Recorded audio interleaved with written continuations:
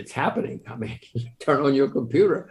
Yes, there are a lot of people putting their money into cryptocurrencies now, and many of them probably would have bought gold and silver once upon a time.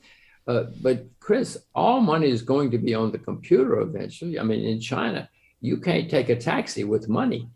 You have to have your money on the computer if you want to buy ice cream. You got to have they're way ahead of us. Every country is working on it.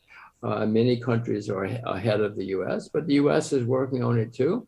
All money is going to be on the computer eventually. There's no question about that. Governments love it. First of all, it's cheaper and more efficient. They don't have to print the stuff and transport it, et cetera. But from their point of view, which is what they love the most, is they'll have total control.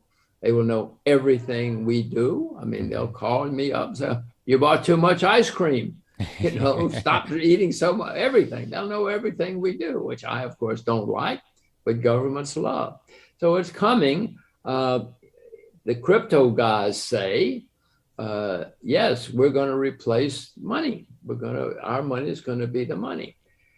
Now, maybe they're correct, but my view is that if that happens, history also shows that governments do not like to lose their control. They do not like to lose their monopoly. The Bank of England said at one point to people, if you use any other money except our money, it's an act of treason. Oh, really? Chris, treason means they execute you. Yeah. So, most people stop using other things for money. Governments are pretty ruthless and pretty horrible people. They like control and monopolies. So I would suspect that if the crypto guys are right, and if it becomes real money, we will have government problems. Now, there's no question that, crypto money is better for all of us, and competing currencies are better for all of us, but they have the guns. And if they say you're not going to use it, most of us are not going to use it. Well, I have found in my experience that central banks usually don't know what they're doing, but you have to know what central banks are doing because they're a big factor in any market. Central banks are buying huge amounts of bonds, for instance, right now, which is madness.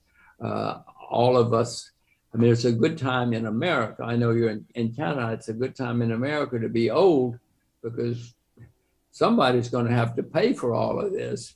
Old people or not, young people are going to have huge burdens placed on them. My kids are going to have big problems later in their lives because of all this. Central banks don't know what they're doing often, but they do have huge amounts of money. And so they can pull off market influences. I have also learned, Ronnie, that usually if you go against the central bank, not immediately because they have a lot of money, but eventually if you go against the central bank, you're going to be right because they nearly always get it wrong, whether it's a currency or interest rates or whatever it happens to be. Little kids, when they get money, they go spend it. Well, I wanted my girls to know, no. When you get money, the first thing you do is you put it in the bank. I wanted them to learn to save because once they'd saved it, then if they wanted to buy something or invest, they could. That seems to have worked, that they understand that much about money. I hope it will see. You're going to ask me in 20 years. If I've taught them, don't spend it, save it, and invest it, and you will be better off. When my older daughter was 14, I told her she had to get a job. Because everybody should have a job. One of the things you learn about life, especially when you're a teenager, you better be on time, you better do what you're supposed to, you better do it right. Now, I thought she was going to go down and get a job at McDonald's making $8 an hour. She's smarter than I am, Adam. She went and got a job teaching Chinese, making $30 an hour because her Chinese is so good. I wish I were as smart as my daughter. But these are the things I am trying to teach them about the realities of life. Money is not free. It doesn't grow on trees like Wall Street told me when I first went there. So these are some of the things that I'm trying to teach them. As far as entrepreneurship, it's a little early. Although my daughter did go and teach Chinese instead of working at McDonald's, as I say, you can ask me in a few decades or a few years. So far, they have not shown great interest in being entrepreneurs, but they do see success stories, and they know about success stories because it's in our lives.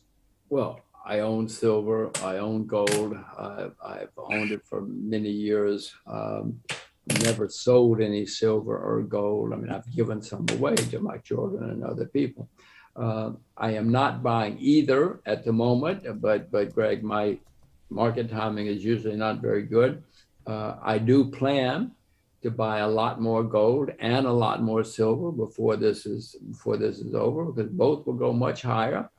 Throughout history, when you've had people lose confidence in governments or money, they always turn to gold and silver. And Greg, I'm an old peasant. I'm like all the other peasants. We know when things go wrong, we better have some gold in the closet. We better have some silver under the bed. And so I will buy more silver. I will buy more gold before this is over. I'm not buying now. I have no idea. If and when there's big panic in both of those markets, either of those markets, I will buy more. At the moment, I would buy more silver than gold. Silver is down 50 or 60% from its all-time high. Gold is down 10%. If you know a lot about gold and silver, I mean, in the futures market, you'll make staggering amounts of money if you get it right. You can also lose staggering amounts of money before lunch if you get it wrong in the futures markets. But that's a wonderful way if you know what you're doing.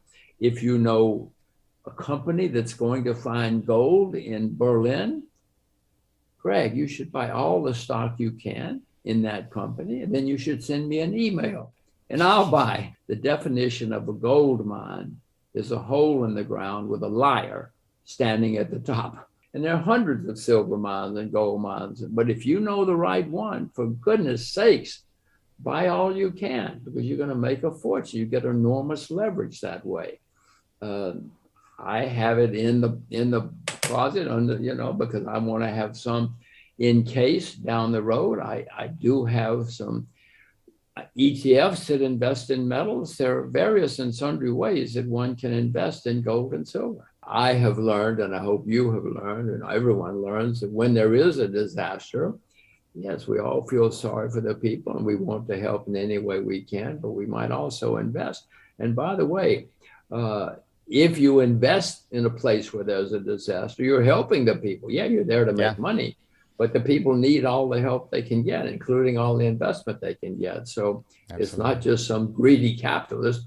I mean, you're actually doing good for the people, for the area, for whatever's happening.